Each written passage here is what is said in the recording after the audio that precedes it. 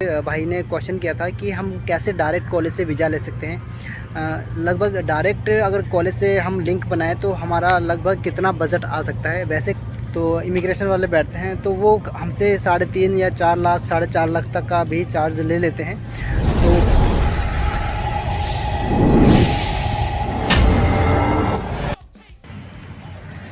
Hello guys, welcome to back my YouTube channel. कैसे हो आप सब? आई होप सब अच्छे होंगे। तो गाइस, काफ़ी दिन से मैं भी ब्लॉगिंग नहीं कर पा रहा था, तो सोचा कि आज एक छोटा सा व्लॉग बना दूं ताकि आपको एक सही इन्फॉर्मेशन मिल सके। और कुछ बच्चे दिसंबर के लास्ट तक यहाँ पर पहुँचने वाले हैं और उनको और उनकी फैमिली को कुछ जानकारी जो बहुत ही ज़रूरी है, होना ज़रूरी है। अगर वो यहाँ पे आने के बाद या उनको पहले पता चल जाए, शायद वो पहले से प्रिपेयर हो सकें। तो इसलिए सोचा कि छोटा सा एक ब्लॉग बना देता हूं ताकि आपके पास समय के अनुसार सही जानकारी पहुंच जाए। तो गाइस, मेरा रीज़न वीडियो बनाने का बस यही होता है। मैं अक्सर वीडियो नहीं बनाता, कभी कभी मुझे अगर समय मिल जाता है तो मैं ब्लॉगिंग कर लेता हूं। तो रीज़न बस यही है कि आपके पास एक सही जानकारी पहुंच पाए। और जब आप यहां पे पहुंचते हो ना, तो आपको काफ़ी सारी चीज़ों की कमी महसूस होती है। और तो गाइस, मैं बात करूँगा शुरू से। तो गाइस, बाकी की जानकारी आपको दूसरे चैनल पर भी मिल जाएगी। अगर आप मेरे चैनल पे यहाँ पे आए हैं तो मैं आपको कुछ ऐसी खास जानकारी दूंगा ताकि आपको यहाँ पे कुछ हेल्प मिल सके। बाकी धीरे धीरे टॉपिक पे आएंगे। तो चलिए गाइस, वीडियो स्टार्ट करने से पहले मैं आपको एक छोटा सा पार्क दिखा देता हूँ जहाँ पे मैं प्रेजेंट टाइम पे हूँ। बताइएगा आपको ये कैसा लगा। तो गाइस, सामने मेरे एक समंदर है और बड़े बड़े काफ़ी सारे शिप्स हैं। तो बैक कैमरे के ज़रिए मैं आपको यहाँ का व्यू थोड़ा दिखाना चाहूँगा, उसके बाद हम वीडियो कंटिन्यू रखेंगे।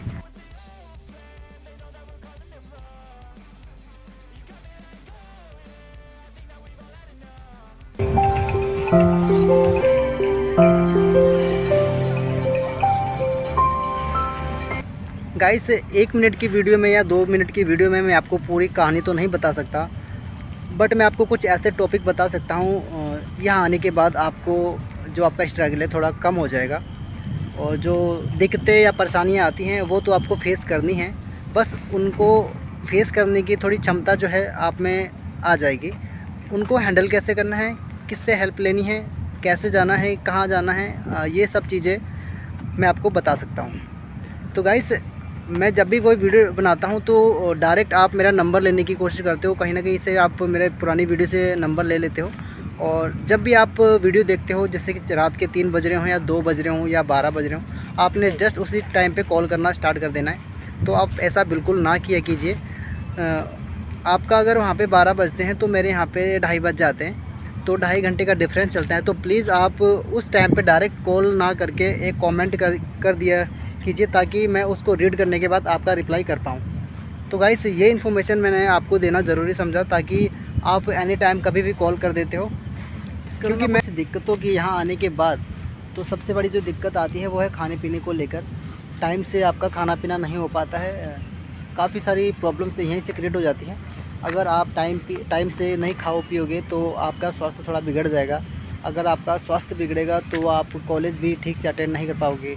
अगर आप कॉलेज अटेंड नहीं करोगे तो आपको काफ़ी सारी फिर प्रॉब्लम हो जाएगी, फिर आपको नोटिस वगैरह मिलेंगे, फिर बहुत ज़्यादा दिक्कत हो जाएगी। अगर आपकी परसेंट बहुत कम हो गई, जैसे कि आप प्रेजेंट नहीं लगा पा रहे हो कॉलेज में, तो आपको नोटिस मिलेगी। नोटिस मिलने से फिर आपके ऊपर प्रेशर हो जाएगा, फिर स्वास्थ्य भी ख़राब रहेगा, फिर आप इतना अटेंड नहीं कर पाओगे। सबसे पहले आपको अपने स्वास्थ्य का ध्यान रखना है। यहाँ आने के बाद अगर आपको सर्दी बुखार जुकाम कुछ होता है तो आपको अपनी किट साथ में लेके आनी है। दवाइयों का विशेष ध्यान रखिए। आप अपने साथ अपना किट वगैरह जो भी है सब साथ में लेके आइए। और हो सके तो कुछ फूड वगैरह, सूखा खाना वगैरह, जैसे नमकीन, बिस्किट्स, मैगी या वैसे अपना रोटी का आटे का आपको लाने की ज़रूरत नहीं है। यहाँ पे सही प्राइस में आपको मिल जाता है, जितना आपको इंडिया से मिलता है सेम प्राइस पे यहाँ पे मिल जाता है। अगर आपको चाहिए, अगर आपको लोकेशन नहीं मालूम, अगर आपको किसी ने नहीं बताया है तो प्लीज़ आप मुझे एक बार पूछ लीजिएगा व्हाट्सएप पे मैसेज डाल के, तो मैं आपको वहाँ से हेल्प करूँगा। तो आपको वो ईज़िली वहाँ से मिल जाएगा। तो खाने पीने से कोई दिक्कत नहीं है, बस एक टाइम की प्रॉब्लम हो जाती है। अगर कुछ बच्चे होते हैं यहाँ पे आते हैं स्टडी के लिए, स्टडी के साथ साथ वो पार्ट टाइम जॉब भी करते हैं। तो काफ़ी सारे बच्चों का बस यही था कि मैं एक पार्ट टाइम जॉब के बारे में कुछ बोलूँ। स्टडी पर जो बच्चे आते हैं तो उनका मकसद बस यही है कि स्टडी पे आने का तो सिर्फ बहाना होता है। उनको पार्ट टाइम जॉब करना होता है। और लोग जितने भी स्टूडेंट्स मुझे सुन रहे हैं, कितने बच्चे बैठे हैं, उनका मानना यही है कि वहाँ पे आने के बाद यही सोच रहे हैं या तो ये सुनना चाहते हैं कि यहाँ आने के बाद वो कितना अर्न कर पाएंगे। तो गाइज़ ऐसा कुछ फिक्स नहीं है और यहाँ पे गवर्नमेंट अलाउ नहीं करती है स्टूडेंट्स को यहाँ पे काम करने के लिए। अगर आप स्टडी के लिए आ रहे हैं, आप यहाँ पे जॉब नहीं कर सकते। इसके ऊपर मैं अलग से एक वीडियो बना दूँगा, आपको मैं पूरी इन्फॉर्मेशन वहाँ पे उस वीडियो में दे दूँगा। तो गाइस ये टॉपिक मैंने कुछ और चुना है, तो इस वीडियो में हम इस टॉपिक पे बात नहीं करेंगे कि अलाउ क्यों नहीं करता है स्टूडेंट्स को यहाँ पे काम करना, किन को अलाउ करता है। तो ये सब चीज़ें हम दूसरी वीडियो में डिस्कस करेंगे। ये प्रॉब्लम तो होगी अपने फूड को लेके, खाने पीने से लेकर।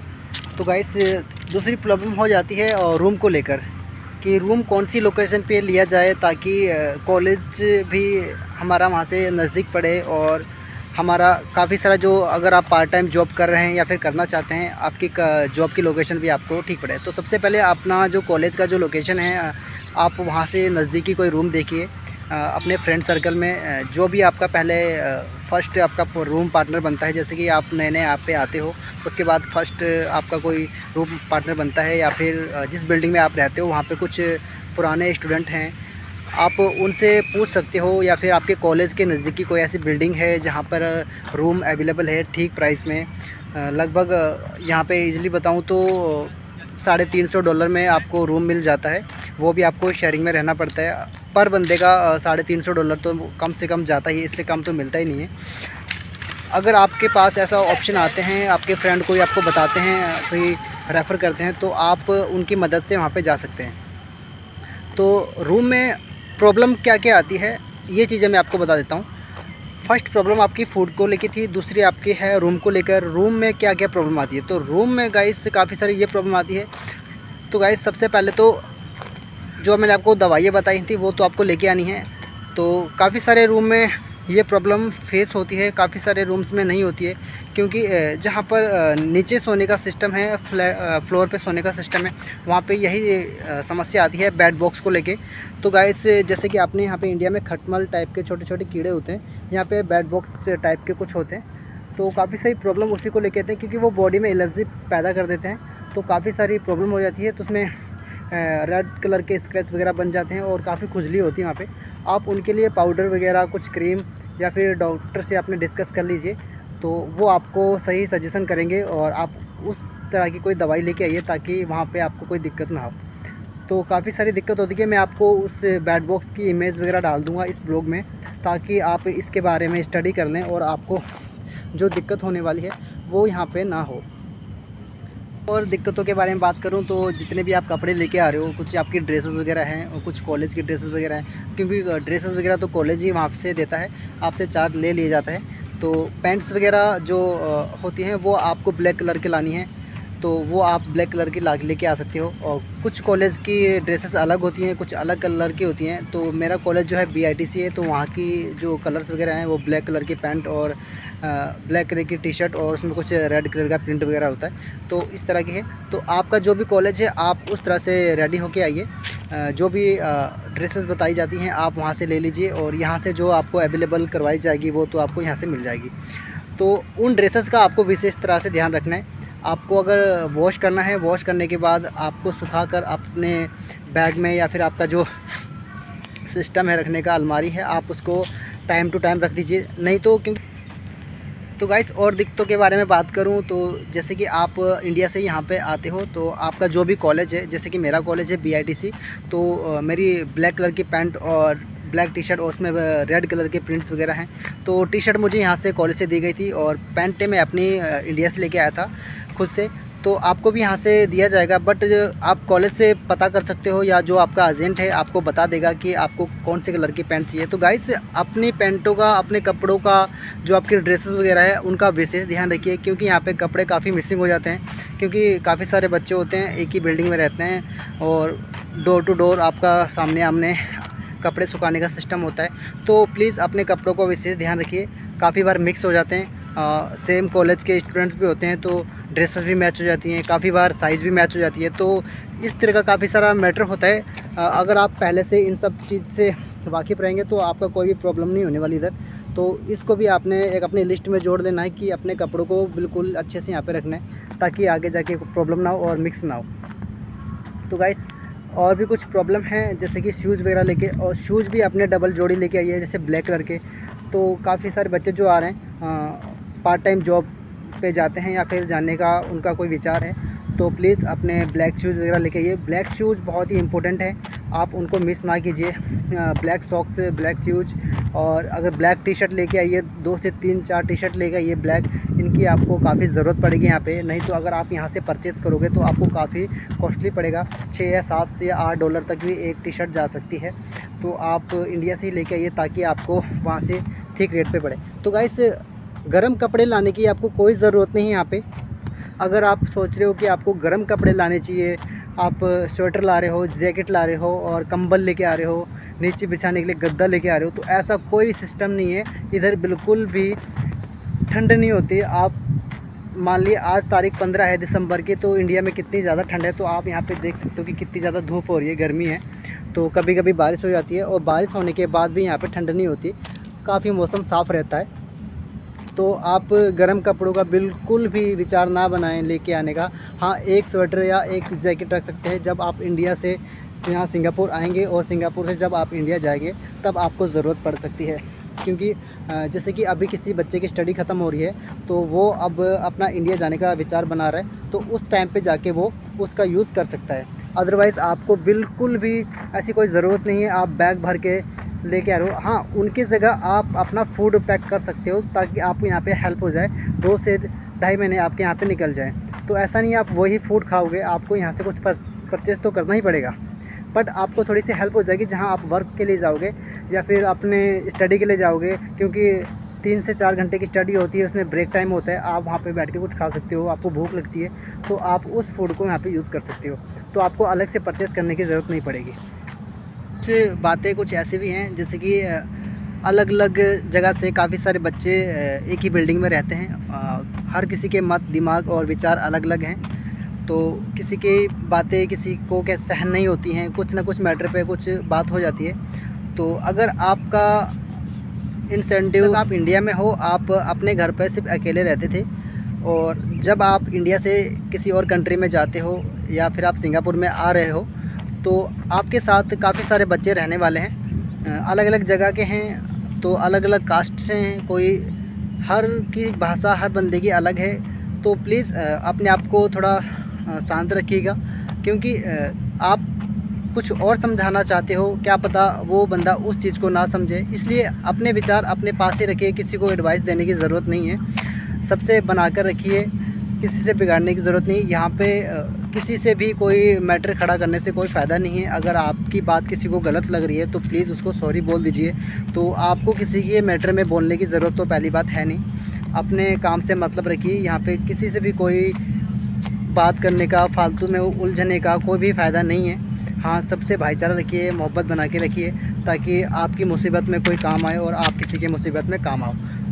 तो ये ध्यान रखिएगा, क्योंकि अब तक जब तक हम इंडिया में थे अपने घर पर अकेले रहते थे, अब यहाँ पे काफ़ी सारे बच्चे हैं, हर रूम में 4-5 बंदे हैं, तो कुछ ना कुछ बात खड़ी हो जाती है। इसलिए आपको अपने आप को समझा कर रखना होगा, और अपनी जो भी गलत कुछ हैबिट्स वगैरह हैं उन पर आपको कंट्रोल करना पड़ेगा, सुधार करना पड़ेगा, ताकि आपको भी आगे जाके हेल्प हो सके। क्योंकि ऐसा नहीं है अभी आप स्टार्टिंग कर रहे हो यहाँ पे आके सिंगापुर में, और कुछ गलत आते हैं, कुछ ऐसे आते हैं जो आपको आगे चलकर दिक्कत दे सकती हैं, तो आपको उनमें विचार सुधार लाने की ज़रूरत है। तो आपको यहाँ से एक स्टार्टअप मिल जाएगा कि आगे जाके आपको कैसे बिहेव करना है दूसरों के साथ, जो शेयरिंग में आपके फ्रेंड्स वगैरह हैं, आपको उनके साथ कैसा रिलेशन बनाना है, आपने आगे जाके आपको काफ़ी काम आने वाला है। तो इसके ऊपर भी आप बिल्कुल ध्यान दे सकते हैं, और बहुत ही ज़रूरी है, और ये चीज़ें बहुत आगे जाके काम आती हैं, तो आप इनके ऊपर विचार कीजिए, और ये बहुत ही इम्पोर्टेंट है। और गाइस कुछ कहूँ तो जैसे कि यहाँ आने के बाद काफ़ी सारे बच्चे डीमोटिवेट हो जाते हैं, क्योंकि कुछ दिनों का वो खर्चा लेके आते हैं, कुछ पैसा उनके पास होता है, तो कुछ दिनों तक उनका काम चल जाता है। उसके बाद क्या होता है, वो धीरे धीरे डीमोटिवेट होने लगते हैं। काफ़ी सारे बच्चों को काम से लेके प्रॉब्लम हो जाती है कि एजेंट बोलते कुछ हैं और यहाँ पे होता कुछ है, क्योंकि सारी हकीकत हमें घर बैठे हुए नहीं पता चल सकती और सारी बातें मैं आपको यहाँ पर फ़ोन पर वीडियोस के माध्यम से नहीं बता सकता। कुछ चीज़ें मेरे साथ जो घटना घटी है वो आपके साथ नहीं घटेगी। ज़रूरी नहीं है कि हर किसी को वही प्रॉब्लम फेस हो, आपके साथ कुछ और नया हो सकता है। तो प्लीज़ आप खुद से उस चीज़ का सॉल्यूशन ढूंढिए। अब एजेंट ने आपको क्या बोल के यहाँ पे भेजा है, स्टडी पे आपको क्या रूल्स बताए हैं, आपको यहाँ पे सैलरी के बारे में क्या बताया है कि स्टूडेंट्स फुल टाइम काम करेगा, बहुत पैसा कमा सकता है, आप बहुत ज़्यादा अर्न कर पाते हो। क्या पता आपके एजेंट ने आपसे 4 लाख 4.5 लाख रुपए लिए हों, क्या पता हो सकता है कि 3.5 लाख रुपए में भी आपका काम हुआ हो। तो जिसके तो पैसे ज़्यादा लगे हैं, 2.5 से 3 लाख रुपए लगे हैं, और वो सबसे ज़्यादा डिमोटिवेट होता है यहाँ पे आके, क्योंकि उसको हकीकत यहाँ पे पता चलता है यहाँ आने के बाद। तो वो चीज़ें मैं आपको बताना चाहूँगा। आपको जब फाइनेंस प्रॉब्लम होती है यहाँ पे आने के बाद, जब मैं यहाँ पे आया था तो मुझे भी कुछ ऐसा लगा था, और तो मैं अपनी चीज़ें मैं आपसे शेयर कर रहा हूँ। जब भी आपको ऐसा लगे ना, तो अपने रूम पार्टनर जैसे दोस्त वगैरह होते हैं जो बिल्डिंग में रहते हैं या कॉलेज के दोस्त होते हैं, उनसे शेयर करो। आपको उनके माध्यम से काफ़ी सारी दिक्कतों का जो भंडार है ना आपके पास, वो काफ़ी ज़्यादा सॉल्व हो जाएगा। और हो सके तो सिर्फ रूम तक और कॉलेज तक सीमित ना रहिए। अगर आप कुछ पैसे खर्च करके आप इधर उधर घूमोगे ना, तो आपको कुछ ना कुछ नॉलेज होगी और आपको काफ़ी हद तक हेल्प होगी। सिर्फ रूम तक सीमित ना रहिए कि आप आ रहे हो कॉलेज से बस रूम पे ही रहो, खाना खाने के बाद फिर टहला और फिर आप सो गए। कुछ घूमिए, यहाँ पे काफ़ी नॉलेज होगी, मार्केट निकलिए, काफ़ी सारी जगह है, तो आप वहाँ पे जाइए, आपके फ्रेंड सर्कल से मिलिए, तो आपको बहुत ज़्यादा हेल्प होगी। जिसका चौथा, तीसरा, पाँचवा मॉड्यूल है, उनसे संपर्क बनाइए, उनसे लिंक लीजिए, तब जाके आपको काफ़ी सारी हेल्प होगी। काम को लेके बिल्कुल भी टेंशन नहीं लेनी है। कभी 1 महीने में आपको काम मिल रहा है, 2 महीने में मिल रहा है, कभी 10 दिन में भी मिल जा रहा है। तो ऐसा नहीं है कि सबके साथ सेम प्रोसेस चलती है, आप उनसे बेटर भी कर सकते हो। अगर आप मेहनत नहीं करोगे, आप किसी से लिंक नहीं बनाओगे, बातचीत नहीं करोगे, तो आपको 2 महीने तक भी कोई काम नहीं मिलेगा। तो प्लीज़ आपको बस इतना याद रखना है कि आपके जो क्लासमेट है और जो आपका रूम के जो अपने फ्रेंड है, आप उनसे डिटेल में कुछ बात कीजिए। कुछ अगर आपको जो दिक्कत हो रही है उस प्रॉब्लम को शेयर कीजिए, तब जाके आपको काफ़ी ज़्यादा हेल्प मिलेगी। तो गाइस, जाते जाते बस इतना ही कह पाऊँगा कि मैं कोई एजेंट नहीं हूँ और ना मैं कोई ऐसा बंदा हूँ जो आपसे पैसे लेके आपका काम करवा पाऊँ, बट मैं आपको एक सही इन्फॉर्मेशन दे सकता हूँ। और गाइस, ये वीडियो काफ़ी ज़्यादा लंबी हो गई है। सोचा था कि काफ़ी सारी बातें आपसे शेयर करनी है, बट टाइम भी इतना ज़्यादा नहीं है और ब्लॉग काफ़ी ज़्यादा लंबा हो गया है, तो इसलिए ये वीडियो मुझे यहीं पे ब्रेक करनी पड़ेगी। अगले ब्लॉग में मैं कोशिश करूँगा आपने जितने भी कमेंट मुझे किए हैं, मैं एक एक करके उन सब कमेंट का आपको आंसर दूँ और आपके जितने भी क्वेश्चन हैं मैं उनको क्लियर कर पाऊँ। तो रही थी एक बच्चे ने मुझे, भाई ने क्वेश्चन किया था कि हम कैसे डायरेक्ट कॉलेज से वीज़ा ले सकते हैं। लगभग डायरेक्ट अगर कॉलेज से हम लिंक बनाएं तो हमारा लगभग कितना बजट आ सकता है। वैसे जो मार्केट में जो कंसल्टेंसी वाले बैठते हैं, तो इमिग्रेशन वाले बैठते हैं, तो वो हमसे 3.5 या 4 लाख 4.5 लाख तक का भी चार्ज ले लेते हैं। तो प्लीज़ कुछ ऐसा बताइए ताकि हम कॉलेज से डायरेक्ट बात करके अपना वीज़ा लगवा सकें। तो गाइस, इसका पूरा मैंने प्रोसेस ले लिया है और मैं अगले ब्लॉग में आपको इस टॉपिक के बारे में बताऊंगा। तो प्लीज़ गाइस, अगर आपको मेरी वीडियो अच्छी लगे तो प्लीज़ वीडियो को लाइक कर दीजिएगा और एक प्यारा सा कमेंट कर दीजिए, ताकि मुझे एक मोटिवेशन मिले और मैं आपको यहाँ से एक अच्छी से अच्छी वीडियो बनाकर आपकी इन्फॉर्मेशन आप तक पहुँचा पाऊँ। तो गाइस, मिलते हैं अगले ब्लॉग में, तब तक के लिए जय हिंद, जय भारत।